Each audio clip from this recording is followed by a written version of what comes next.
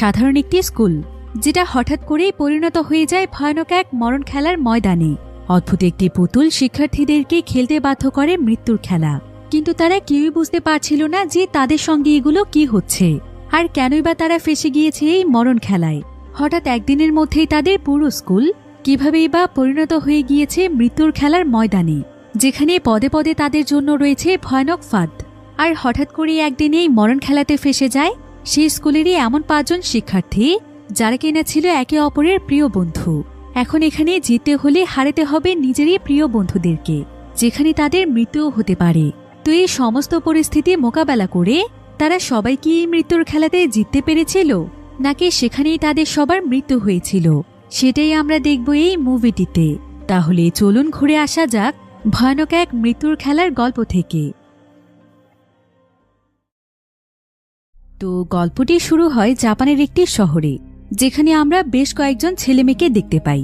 তো এখানে হঠাৎ করেই তাদের জ্ঞান ফিরে আসে, অর্থাৎ তারা এতক্ষণ এখানে অজ্ঞান অবস্থায় পড়েছিল। তারা এখানে অবাক হয়ে তাকিয়ে দেখতে পায় যে তারা সবাই একটি ছাদের উপরে শুয়ে আছে। তবে কিছুক্ষণ আগেও রাত ছিল, আর এখন সবেমাত্র ভোরের আলো ফুটেছে। তাই তারা সবাই এখানে বুঝতে চেষ্টা করছিল যে আসলে কি হচ্ছে। কিন্তু এমন সময় দেখা যায় যে সেখানে বিরাট আকৃতির একটি পুতুল আসে, আর পুতুলটি এখানে তাদের সবাইকে উদ্দেশ্য করে বলে, আপনাদের সবাইকে আমাদের গেমে সেকেন্ড রাউন্ডে স্বাগতম।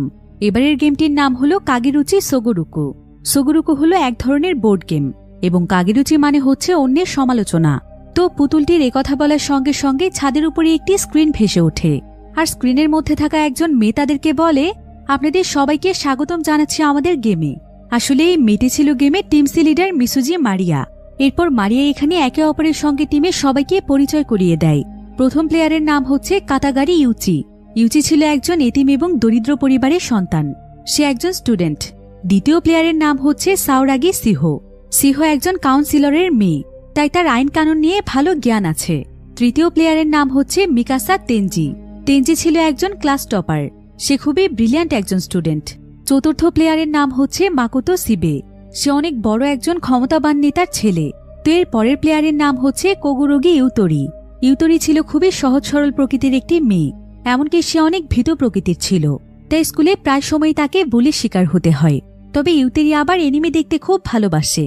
তো এখানে যে 5 জন প্লেয়ার রয়েছে তারা সবাই ছিল খুবই ভালো বন্ধু, কিন্তু তাদের এই বন্ধুত্বের মধ্যে ফাটল ধরতে শুরু করে ঠিক সেই সময় যখন জানা যায় যে তাদের এই 5 জনের মধ্যে যে কোনো একজন স্কুলের ফান্ড থেকে প্রায় 20 মিলিয়ন টাকা চুরি করেছে। আর তারপরে হঠাৎ করেই শুরু হয়ে যায় এই গেম। এই পুরো গেমটিকে বলা হয় ফ্রেন্ডস গেম। তাদের প্রথম গেমটির নাম ছিল কোকুরি সান, যা অনেকটা ওইজা বোর্ড গেমের মতো। শুধুমাত্র ইউচির বুদ্ধির জন্যই তারা প্রথম গেমটিতে উতরে গিয়েছে। আর তখনই জানা যায় যে এই 5 জনের মধ্যে এমন একজন রয়েছে যে কিনা ধোঁকাবাজ এবং প্রতারক, আর মূলত তার কারণেই তাদের সবার বন্ধুত্ব ভাঙতেই যাচ্ছিল। কিন্তু পরবর্তীতে তারা সবাই মিলে সিদ্ধান্ত নেয় যে এবারের মতো তারা তাদের বন্ধুত্বকে বাঁচাবে। আর তারই জের ধরে শুরু হয় দ্বিতীয় খেলা, যেটার নাম ছিল কাগেরুচি সোগোরুকু। তো এবার তারা সবাই দেখতে পায় যে তাদের সামনে কিছু ছক কাটা আছে, ঠিক যেমনটা বোর্ড গেমে থাকে। সিবে তখন জিজ্ঞাসা করে যে এই গেমটির নিয়ম কি। মানাবু নামে সেই বিরাট পুতুলটি তখন বলতে শুরু করে, আসলে এই খেলাটি মূলত প্রথম খেলা সোগোরুকুর থেকে একদমই আলাদা। এই খেলায় মূলত তোমাদের প্রত্যেককেই তোমাদের বন্ধুর নামে একটি করে সিক্রেট শেয়ার করতে হবে। একটি সাদা কাগজের মধ্যে তোমরা তোমাদের নিজেদের নাম না লিখে তোমাদের বন্ধুদের সম্পর্কে যে কোনো একটি করে সিক্রেট লিখবে। এতে করে কেউ বুঝতে পারবে না যে কে কার সম্পর্কে কি লিখেছে। এরপর এই সিক্রেটগুলো দর্শকদের সঙ্গে শেয়ার করতে হবে, অর্থাৎ তাদের এই গেমটি বহু মানুষ দেখছে। এরপর দর্শকরাই ডিসাইড করবে যে তাদের মধ্যে কার সিক্রেট সবচাইতে ভয়ানক, আর সেটার উপর ভিত্তি করে সেকেন্ড রাউন্ডের ফলাফল দেয়া হবে। সিবে তখন বলে যে এখানে তারা ছাড়া তো আর কেউ নেই, তাহলে দর্শক কারা? মানবু তখন বলে, তুমি এত বোকা কেন?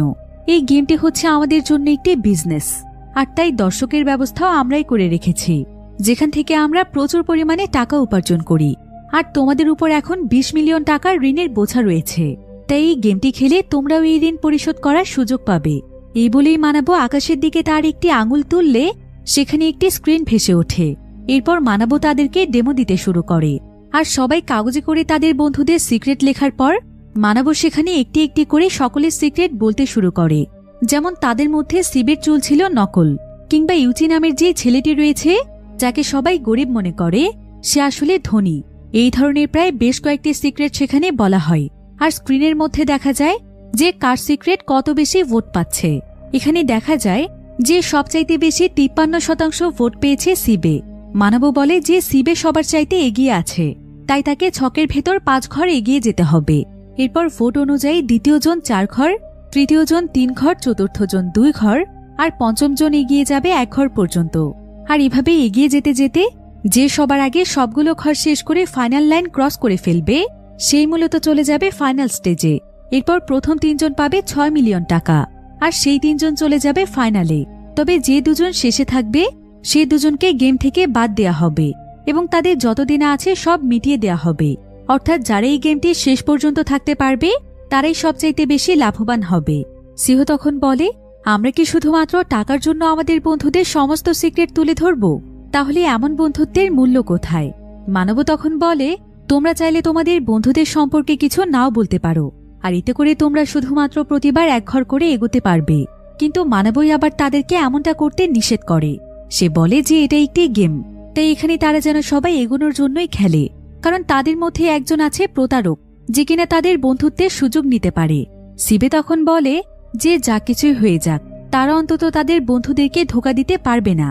মানব তখন বলে, তারা কিছু লিখুক আর না লিখুক তাদের কাছে 3 মিনিট সময় থাকবে।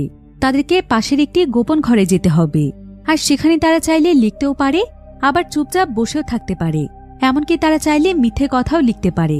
তবে কিছুতেই ধরা পড়া চলবে না, কারণ ধরা পড়লেই রয়েছে তার জন্য শাস্তির ব্যবস্থা। শাস্তিটি হলো যে মিথ্যে কথা বলবে তাকে তাদের গোলের একদম কাছাকাছি অর্থাৎ তার থেকেও আরো 1 ঘর এগিয়ে যেতে হবে। এই হলো মোটামুটি খেলার নিয়ম। মানব বলে যে তারা এখনই খেলা শুরু করতে পারে, কিন্তু সিংহ এখানে বলে যে মানব তাদেরকে যা কিছুই বলুক না কেন তারা সবাই একসঙ্গে থাকবে আর একসাথে ফাইনাল গেমের উদ্দেশ্যে যাবে। আসলে তাদের উদ্দেশ্য হলো তাদের বন্ধুত্ব অটুট রাখা।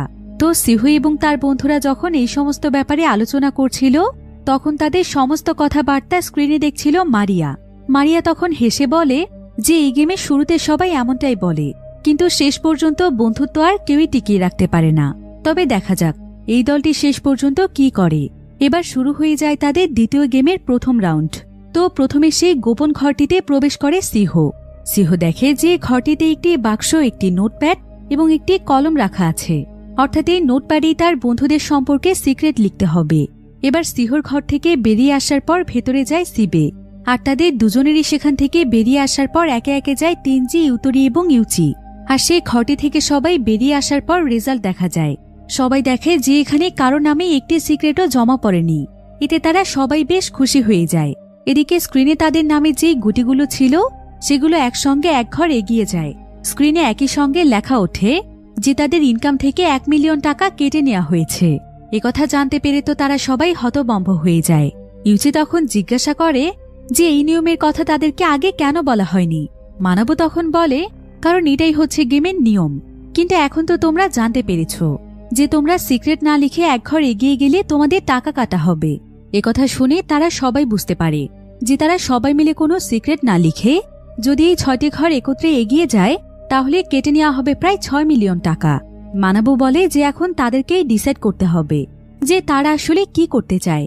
তো এরপর দেখা যায় যে এর পরের রাউন্ডে গিয়ে তারা কেউই কারো নামে কোনো সিক্রেট লেখে না। এরপর তারা সবাই দেখতে পায় যে এখন 1 ঘরের জন্য 1 মিলিয়ন নয়, বরং 4 গুণ বেড়ে গিয়ে 4 মিলিয়ন কাটা হয়েছে। এখন তাদের অ্যাকাউন্ট থেকে প্রায় 5 মিলিয়ন শেষ। সিংহ তখন বলে যে এসব কিছু মানব তাদেরকে আলাদা করার জন্যই করছে, কিন্তু তাদেরকে কোনোভাবেই তার ফাঁদে পা দেওয়া যাবে না। যাই হয়ে যাক তাদেরকে একসঙ্গেই থাকতে হবে। এরপর শুরু হয় তৃতীয় রাউন্ডের পালা। এই রাউন্ডের শেষে দেখা যায় যে এবার একজনের নামে 2টি সিক্রেট জমা পড়েছে, আর সেটা হলো সিংহর নামে। প্রথম সিক্রেটটি হলো সিংহ ইউচিকে মনে মনে পছন্দ করে, আর দ্বিতীয়টি হলো তেনজির সাথে সিংহ ডেট করছে।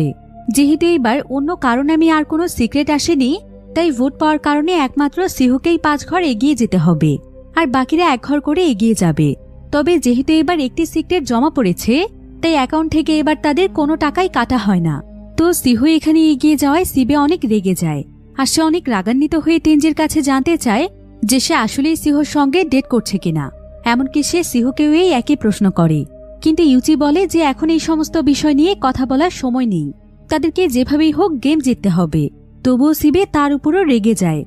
সিহু তখন বলে যে সে কাউকে একটি কথা বলেনি, যে ছোটবেলায় তেনজি আর সে একই স্কুলে পড়ত।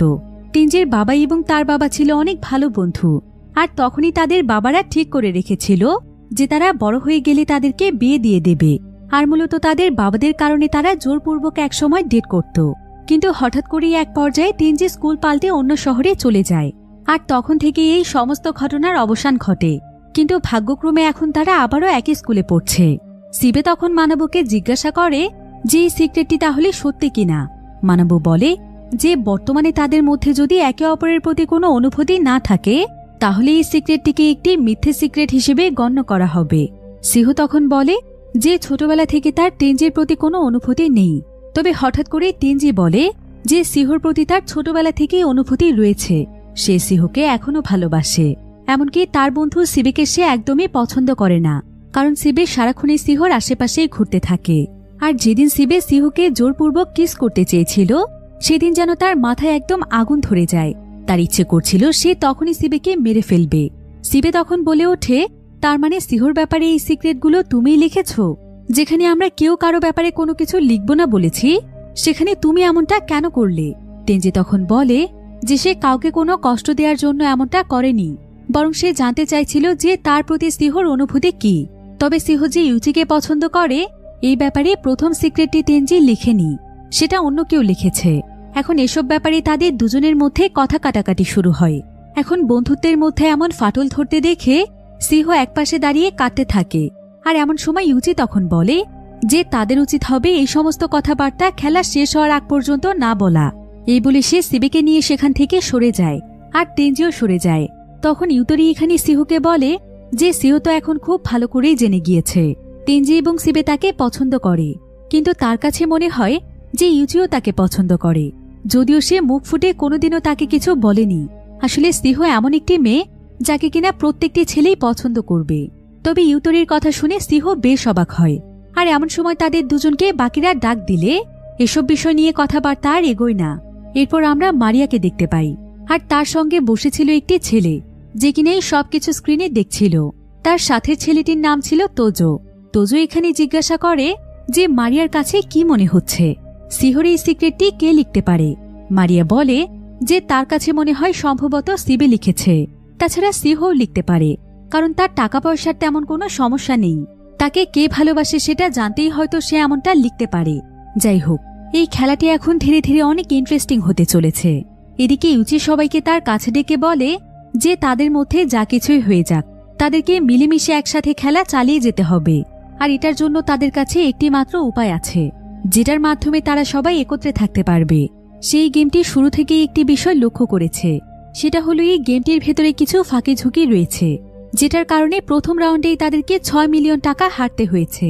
তবে যেহেতু এভাবেও ফাঁকি দেওয়ার উপায় আছে, তাই তারা চাইলে হয়তো এভাবে ফাঁকি ঝুঁকি দিয়ে সবাই মিলে একত্রে এগিয়ে যেতে পারে। ইউচি এখানে লক্ষ্য করে যে মানব তার পেছনে দাঁড়িয়ে আছে। সে তখন মানবকে বলে যে এই গেমটি মূলত টাকা কামানোর জন্যই তৈরি করা হয়েছে, তাই দর্শকদের বিনোদন দেওয়াটাই তাদের মূল লক্ষ্য। এখন তাদেরকে যা করতে হবে সেটা হলো সবাইকে নিজেদের কাগজ খালি রাখতে হবে, আর একসাথে তারা সবাই মিলে সিহুর দিকে এগিয়ে যাবে।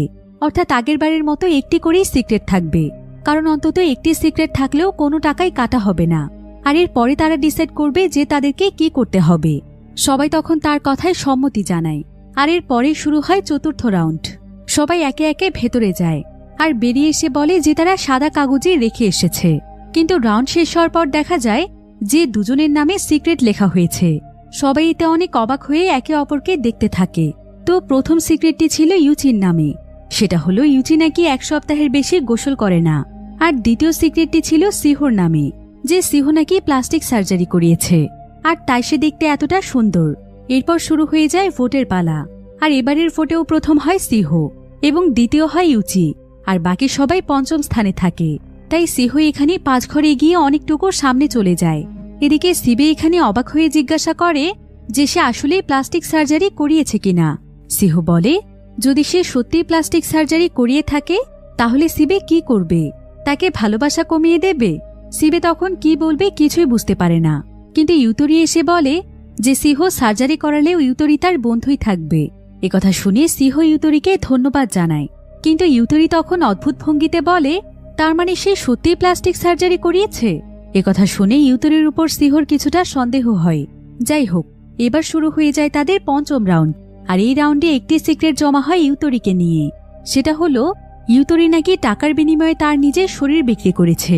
কিন্তু সিবে তখন ইউতরিকে বলে তাকে দেখে তো মনে হয় না যে সে এসব করতে পারে। সিবে এখানে আরো কিছু বলার আগে তেনজি তাকে চট দিয়ে ফেলে দেয়, কারণ সিবে ইউতরির এই বিষয়টি নিয়ে মজা করতে যাচ্ছিল। আর ইউতরি কাঁদতে কাঁদতে বলে যে এই লেখাটি সিহো ছাড়া আর কেউ লেখেনি, কারণ এই কথা সিহো ছাড়া আর অন্য কেউ জানে না। কিন্তু সিহো তাকে বারবার বোঝানোর চেষ্টা করে। সে তাকে বলে যে সে তার ব্যাপারে কোনো কিছুই লেখেনি, কিন্তু ইউতরি তার কোনো কথাই বিশ্বাস করে না। ইউচি তখন